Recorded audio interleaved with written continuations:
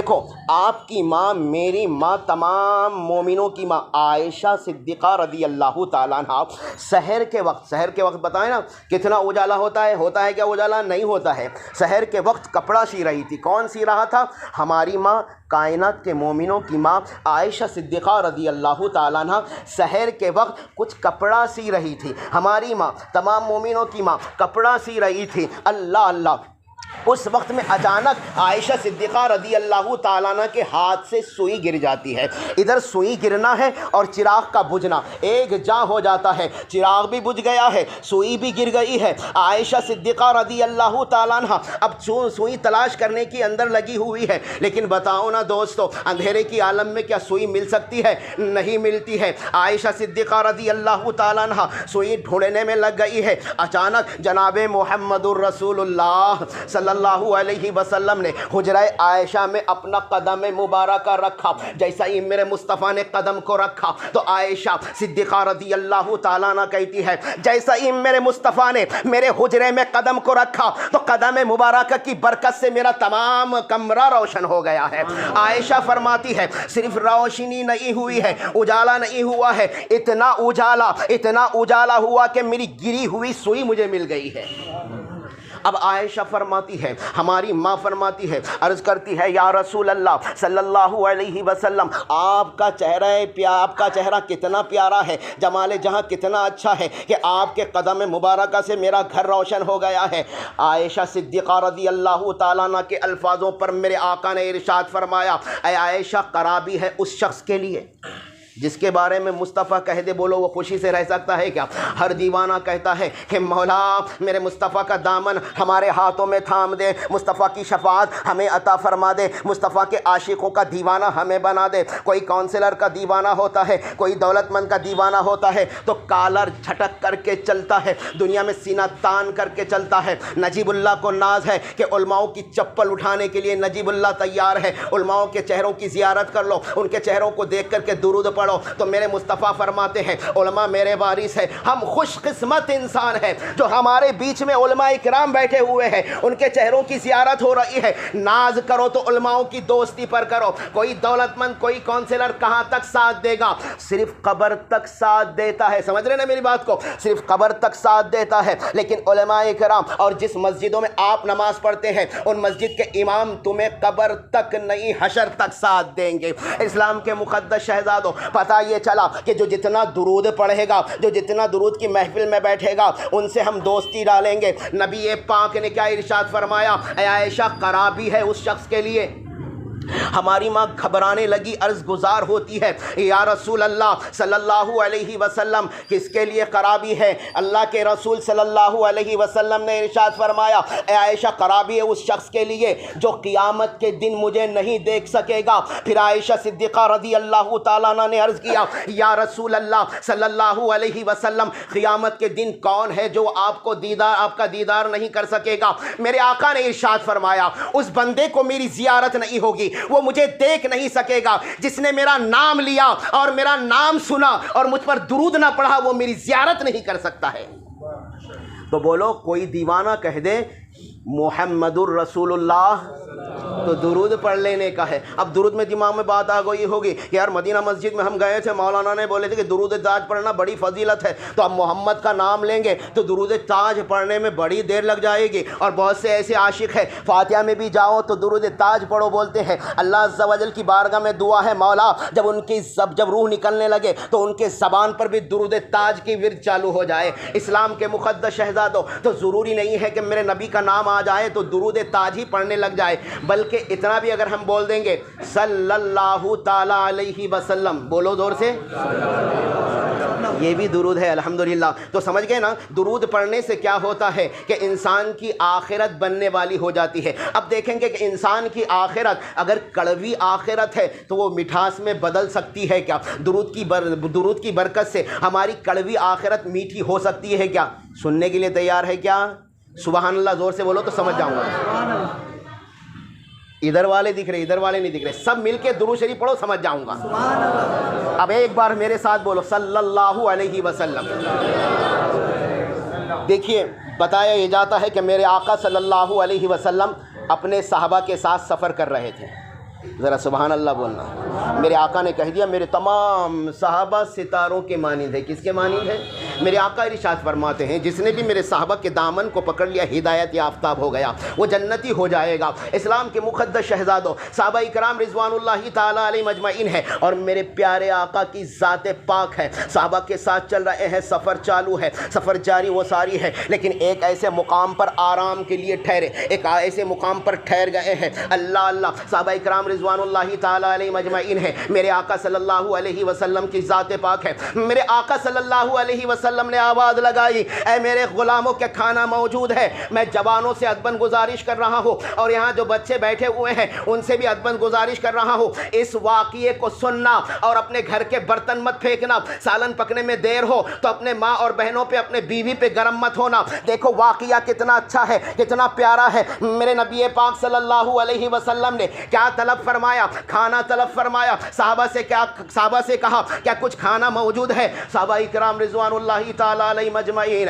حیرت زدہ ہو جاتے ہیں۔ میرے آقا نے پھر ارشاد فرمایا تو صحابی عرض کر رہے ہیں ہاں ہاں یا رسول اللہ کھانا موجود ہے۔ اللہ اللہ، میرے آقا صلی اللہ علیہ وسلم کی سادگی پر قربان جائیے، جس کے صدقے سے سورج پیدا ہوا، جس کے صدقے سے زمین پیدا ہوئی، جس کے صدقے سے چاند پیدا ہوا، جس کے صدقے سے پہاڑ پیدا ہوئے، جس کے صدقے سے ستارے پیدا ہوئے، جس کے صدقے سے دونوں جہاں پیدا ہوئے، جس کے صدقے سے ہمیں ماں باپ ملے، جس کے صدقے سے ہمیں اچھی پڑھائی مل رہی ہے، جس کے صدقے سے ہم قرآن پڑھنا سیکھ رہے ہیں، جس کے صدقے سے ہمیں اچھی بولی مل رہی ہے، جس کے صدقے سے پیارے ماں باپ ملے، وہ مصطفیٰ فرما رہے ہیں کیا کوئی کھانا موجود ہے؟ صحابی عرض کر رہے ہیں یا رسول اللہ صلی اللہ علیہ وسلم ہاں کھانا موجود ہے پیارے آقا، روٹی ہے سالن نہیں ہے۔ تو میرے آقا صحابہ پہ گرم نہیں ہوئے، تم کیسے غلام ہے، میرے لیے روٹی رکھے سالن نہیں رکھے؟ ایسا نہیں ہو سکتا۔ میرے آقا نے روٹی کو نہیں پھینکے، میرے آقا مسکرا رہے ہیں، سبحان اللہ بولیے۔ میرے آقا دو جہاں کے سلطان ہیں، جبرائیل جس کے لیے بار بار بھاگ کر کے آتے ہیں، جنت کے لیے میرے آقا صلی اللہ علیہ وسلم کو جنت دکھانے کے لیے بلایا گیا ہے، رب کائنات نے اپنے دیدار کے لیے بلایا گیا ہے۔ اللہ اللہ، وہ پیارے سے آقا صلی اللہ علیہ وسلم نے کہا ٹھیک ہے وہی روٹی لا لینا۔ میرے دوستو آج باریک میدے کی روٹی ہم کھاتے ہیں، گھر میں پورا فالٹ نکالتے ہیں، برابر تلنا تھا، تیل برابر نہیں ہے، اس میں یہ ہے، اس میں یہ ہے، اس میں یہ ہے۔ میرے آقا کی بارگاہ میں لچھے دار پراٹھا نہیں رکھا گیا ہے۔ آج نجیب اللہ کی اوقات نہیں ہے، نجیب اللہ کی چھوٹی سی کمائی ہے، لیکن ایسے عاشق ہیں جو 500 روپے سے کم کا مسافہ نہیں کرتے ہیں۔ اللہ تیری نسلوں کو اعلیٰ قسم کی تعلیم عطا فرمائے، تمہاری نسلوں کو قیامت تک عاشق رسول بنائے۔ ایسے بھی جگر والے ہیں جو 500 کا نوٹ پتہ نہیں چلتا ایسا مسافہ کر دیتے ہیں۔ اسلام کے مقدس شہزادوں، وہ مسافے والے پیسے سے نجیب اللہ کی اوقات نہیں ہے، لیکن اوقات بڑھ رہی ہے۔ کسی دکان پر جاتا ہے اور لچھے دار پراٹھا جو 100 روپے میں پاکٹ ہے لیتا ہے آدھا کلو کا، لیکن کھا لیتا ہے۔ میرے آقا صلی اللہ علیہ وسلم نے کوئی اعلیٰ قسم کے کھانوں کی خواہش نہیں کی ہے۔ میرے آقا جو کی روٹی کھانا شروع کر دیتے ہیں۔ میرے دوستو میرے آقا کھا رہے ہیں، صحابہ بے چینی کی عالم میں ہوتے ہیں۔ ہر وقت صحابہ دیکھتے تھے ہمارے نبی جو کریں گے ہم بھی کریں گے، اس لیے میرے آقا نے صحابہ کو کہہ دیا میرے تمام صحابہ ستاروں کے مانند ہیں۔ میرے آقا بغیر سالن کے روٹی کھا رہے ہیں، وہ بھی جو کی روٹی کھا رہے ہیں۔ صحابہ نے دیکھا ہمارے نبی مسکرا کر کے کھانا کھا رہے ہیں، تو صحابہ نے بھی بغیر سالن کے روٹی کھانا شروع کر دیا۔ مجھے یقین ہے دلدار شاہ ولی کا صدقہ ہم پہ لوٹے گا۔ ہمارے نبی بغیر سالن کے روٹی کھا رہے ہیں، صحابہ بغیر سالن کے روٹی کھا رہے ہیں، تو ہمارے گھر میں جب سالن نہیں پکے گا ہم دھنگانہ شور و شرابہ نہیں کریں گے، ہم بھی نبی کی سنت زندہ کرنے کے لیے کبھی بغیر سالن کے روٹی کھا لیں گے۔ گھر کے اندر یہ معلوم ہو جانا کہ ہمارے سرتاج، میرا شوہر، میرا باپ، میرا بھائی، میرے بچے دلدار شاہ ولی کے در پہ جا رہے ہیں، اب کھانے میں دیری ہو رہی ہے تو کوئی شور شرابہ نہیں ہو رہا ہے، کوئی برتن نہیں پھینک رہے ہیں۔ بولو گھر میں کوئی شور ہوگا، کوئی غصہ کریں گے کیا اگر کھانا دیر ہو گیا پکنے میں؟ تو زور سے بولو، اپنے گھروں تک آواز جانا۔ میرے نبی کھا رہے ہیں، بغیر سالن کے روٹی کھا رہے ہیں، صحابہ بغیر سالن کے روٹی کھا رہے ہیں۔ اللہ اللہ، ایک چھوٹی سی مخلوق ہے، ایک مکھی ہے جسے شہد کی مکھی کہا جاتا ہے، وہ سروں پر بھن بھن آ رہی ہے۔ دیوانے کہتے ہیں میرے نبی کو جانوروں کی بولی نہیں سمجھتی ہے۔ میں اللہ کی بارگاہ میں دعا کر رہا ہوں، مولا حضرت دلدار شاہ ولی کا صدقہ تمام مومنوں پہ عطا فرما، اور اتنا ہم پر صدقہ ہو جائے کہ مرتے دم تک ہم نبی پاک کو غیب صاحبداں سمجھے اور میرے آقا صلی اللہ علیہ وسلم کی محبت میں زندگی بسر کرے۔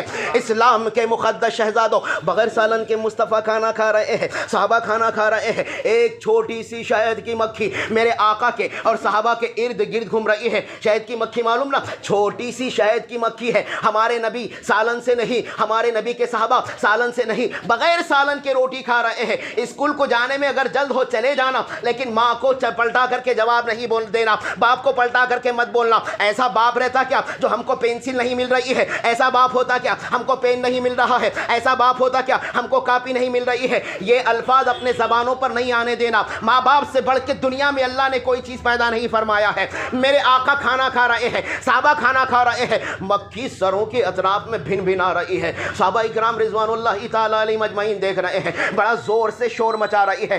شہد کی مکھی کو پہچانتے نا؟ ذرا زور سے بولو بھائی۔ میں تو اچھے سے پہچانتا ہوں، ایک بار کاٹی تھی انہیں، جب سے جو پہچانتا ہوں تو اب تک پہچانتا ہوں اس کو۔ جتوں کو کاٹی وہ تو پہچانتے ہوں گے، دیکھ کے تو پہچانتے ہوں گے، لیکن محبت ہونا اس میں تو زیادہ ہی پہچان ہو جاتی ہے۔ دیکھو شہد کی مکھی صحابہ کے اور میرے آقا کے آزو بازو بھن بھنا رہی ہے، اتنا زور سے شور وہ کر رہی ہے۔ اللہ اللہ، صحابہ اکرام رضوان اللہ تعالیٰ علیہم اجمعین عرض گزار ہوتے ہیں، یا رسول اللہ صلی اللہ علیہ وسلم فدا کا امی و ابی، اے اللہ کے رسول صلی اللہ علیہ وسلم ہمارے ماں باپ آپ پر قربان جائیں، پیارے آقا یہ مکھی یہاں پر کیوں شور مچا رہی ہے؟ میرے آقا نے ارشاد فرمایا، یہ شہد کی مکھی مجھ سے سوال کر رہی ہے، مجھ سے عرض گزار ہوئی ہے۔ شہد کی مکھی نے بولی، یا رسول اللہ صلی اللہ علیہ وسلم آپ بغیر سالن کے روٹی کھا رہے ہیں، مجھ سے رہا نہیں جا رہا ہے پیارے آقا۔ میں نے پاس ہی میں ایک یعنی کہ پہاڑ کے پاس میں شہد کا چھتا تیار کر رکھی ہے، یا رسول اللہ آپ اپنے کسی غلام کو میرے ساتھ بھیجیے تاکہ وہ شہد کے چھتے میں سے شہد نکال کر آپ کی بارگاہ میں پیش کریں، پھر آپ بغیر سالن کے نہیں شہد کے ساتھ روٹی تناول فرمائیے۔ میرے آقا نے ایک صحابی سے کہہ دیا، اٹھو شہد کے مکھی کے ساتھ جاؤ۔ سمجھ رہے ہیں میری بات کو؟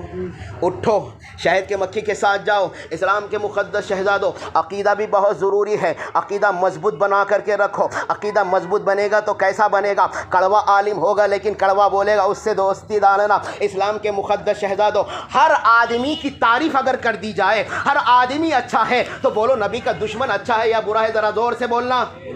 ہاں، جہاں پہ نبی کا گستاخ دکھے گا ہمارا دوست نہیں بن سکتا ہے۔ دلدار شاہ ولی کا جہاں گستاخ دکھے گا ہمارا دوست نہیں ہو سکتا ہے۔ اسلام کے مقدس شہزادوں، صحابی کا عقیدہ دیکھیے، میرے آقا نے کہا فوراً کھڑے ہو گئے ہیں۔ ایک چھوٹی سی مخلوق آگے آگے چل رہی ہے، صحابی جس کا مرتبہ بڑا ہے وہ پیچھے پیچھے چل رہے ہیں۔ صحابی نے یہ نہیں سوچا ہوگا ایک چھوٹی سی مخلوق اس کے پیچھے میں کیسے چلوں، انا نہیں تھا صحابہ اکرام میں۔ صحابی کو اتنا معلوم تھا آرڈر دینے والا کون ہے جس کے صدقے سے جنت ملی، آرڈر دینے والا کون ہے جو آب کوثر پلائے گا، آرڈر دینے والا کون ہے جس پہ قرآن نازل ہوا، آرڈر دینے والا کون ہے رب کائنات کا حبیب ہے۔ صحابی چلنے لگے، پیچھے پیچھے چل رہے ہیں۔ شہد نے وہاں لے کر کے گئی، کہاں لے کر کے گئی؟ شہد کی مکھی نے وہاں لے کر کے گئی جہاں شہد کا چھتا تیار کر رکھا تھا۔ صحابی نے اس شہد کے چھتے میں سے شہد کو نکالا۔ سبحان اللہ بولو، میٹھی میٹھی بات چڑھ رہی ہے۔ سبحان اللہ میں بھی برکت ہے اور بہت زیادہ ثواب ہے، موقع ملے گا تو کبھی سبحان اللہ پہ بھی بولوں گا۔ اسلام کے مقدس شہزادوں، شہد کو نکال لیا گیا۔ کیا نکالے؟ ذرا زور سے بولنا۔ شہد نکالے ہیں، نہ تو بولیں گے وہ گنے کے پاک نکال کے لا لیے، نہیں، شہد نکالا گیا ہے اور شہد صحابی نے لے کر کے آئے، صاف شہد ہے، میرے مصطفیٰ کی بارگاہ میں پیش کر دیا گیا ہے۔ بولو سب سے پہلے بغیر سالن کی روٹی کھانا کس نے شروع کرا؟ ذرا زور سے بولو، ادھر بھی بولو۔ ہمارے نبی بغیر سالن کی روٹی کھا رہے تھے نا، کبھی موقع ملا تو کھائیں گے نا انشاءاللہ؟ امی کو تکلیف دیں گے کیا؟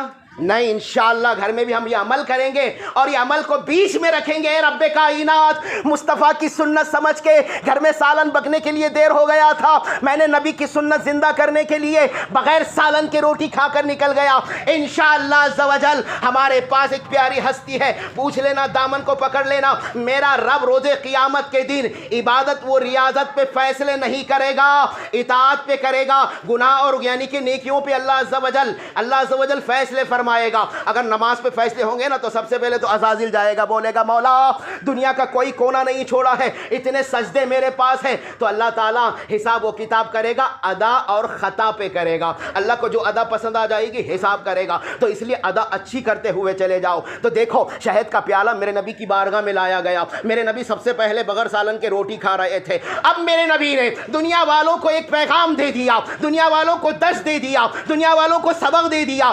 سنت طریقہ یہ ہے کہ جب تمہارے سامنے کوئی کھانے کا برتن آئے, پانی کا یعنی کوئی جگ آ جائے, تو پہلے سامعین کو, پہلے محفل والوں کو پلاؤ, بعد میں تم خود پینا. سمجھ رہے نا؟ اگر بھیا دھپکالے کا ٹائم ہو اور نجیب اللہ پیاسا ہو, سامعین بھی پیاسے ہو, اور میرے ہاتھ میں جگ گلاس آ جائے تو بولو سب سے پہلے نجیب اللہ ہی پی لے گا. تو اس لیے دعا کرنا کہ اے اللہ ہمیں نبی کے ہر سنت کو زندہ کرنے کی ہدایت نصیب فرما. شہد کا پیالہ دے دیا گیا. کیا دے دیا گیا؟ ذرا زور سے بولنا. میرے نبی کی بارگاہ میں شہد کا پیالہ دے دیا گیا. میرے آقا نے کہا کہ اس شہد کو تقسیم کر دو. شہد تقسیم کر دیا گیا. اب میرے نبی بھی شہد سے روٹی کھا رہے ہیں. سبحان اللہ بولیے. میرے نبی بھی شہد سے روٹی کھا رہے ہیں اور تمام صحابہ بھی شہد سے روٹی کھا رہے ہیں. اب کیا ہو رہا ہے؟ وہی شہد کی مکھی بھن بھنا رہی ہے, وہ شہد کی مکھی بھن بھنا رہی ہے. تو میرے نبی صلی اللہ علیہ وسلم اور شہد کی مکھی میں بحث ہو رہی ہے. اللہ اللہ, اب کیا بحث ہو رہی ہے؟ صحابہ سے میرے آقا نے کہہ دیا وہیں ہم چلے جاتے ہیں. پھر صحابی عرض کر رہے ہیں یا رسول اللہ صلی اللہ علیہ وسلم, پہلے شہد کی مکھی نے شور کری, ہم بغیر سالن کے روٹی کھا رہے تھے, اس نے شہد کا اشارہ کری, یہ ٹھیک ہے ہم مان گئے ہیں, لیکن اب تو کوئی وجہ نہیں ہے یا رسول اللہ, پھر یہ کیوں شور کر رہی ہے؟ میرے آقا صلی اللہ علیہ وسلم نے ارشاد فرمایا, میں نے شہد کی مکھی سے پوچھا اے شہد کی مکھی بتا تیری خوراک کیا ہے؟ شہد کی مکھی عرض گزار ہوئی یا رسول اللہ صلی اللہ علیہ وسلم آپ بہتر جانتے ہیں پیارے آقا, دیکھو ایک شہد کی مکھی ہے جو کہہ رہی ہے یا رسول اللہ آپ غیب داں ہیں, غیب کا علم رکھتے کیوں پوچھ رہے ہیں؟ میرے نبی نے ارشاد فرمایا میں تم سے سننا چاہتا. شہد کی مکھی عرض گزار ہوئی یا رسول اللہ یہ پہاڑوں میں, یہ بیابانوں میں کڑوے پھول اور بدمزہ پتوں کا ہم رس چوستے ہیں. تو میرے نبی نے ارشاد فرمایا جب کڑوے پتوں کا رس اور یعنی کہ پھیکے پتوں پھولوں کا رس جب چوستی ہے تو تیرے شہد میں اتنی مٹھاس کیسے آ جاتی ہے؟ شہد کی مکھی عرض گزار ہوئی یا رسول اللہ جب پھولوں سے پتوں سے ہم رس چوستے ہیں تو ہم ساتھ درود پڑھ لیا کرتے ہیں. درود کی برکت سے ہمارے کڑوے رس میں مٹھاس پیدا ہو جاتی ہے. تو جوانوں اور بزرگوں دیکھو درود سے اتنی محبت, اتنی لگاؤ لگا لو, ایک کڑوے رس میں مٹھاس پیدا ہو سکتی ہے. تو اگر ہماری آخرت کڑوی ہو تو درود کی برکت سے ہماری آخرت میٹھی ہو جائے گی. میں اللہ کی بارگاہ میں دعا کر رہا ہوں مولا دلدار شاہ ولی کے صدقے سے اس دیار میں جتنے بھی بیٹھے ہوئے ہیں ہم سب کو ساتھ میں مل کر مکہ مکرمہ مدینہ منورہ کی زیارت کرا دیں. بھئی آمین بولنے میں پیسے نہیں لگ رہے یار, لیکن کسی کا آمین یہاں لکی میں لگ جائے تو سب کے سب چلے جائیں گے نا یارو. پھر ہم کو مکہ اور مدینہ ہی نہیں جانا ہے. مدینے میں جو پیارے آقا ہے اور جس سے زیادہ محبت کرتے تھے, اے اللہ وہ حسین کا در بھی ہم کو بتا دے. آمین. وہ حسین کا در بھی ہم کو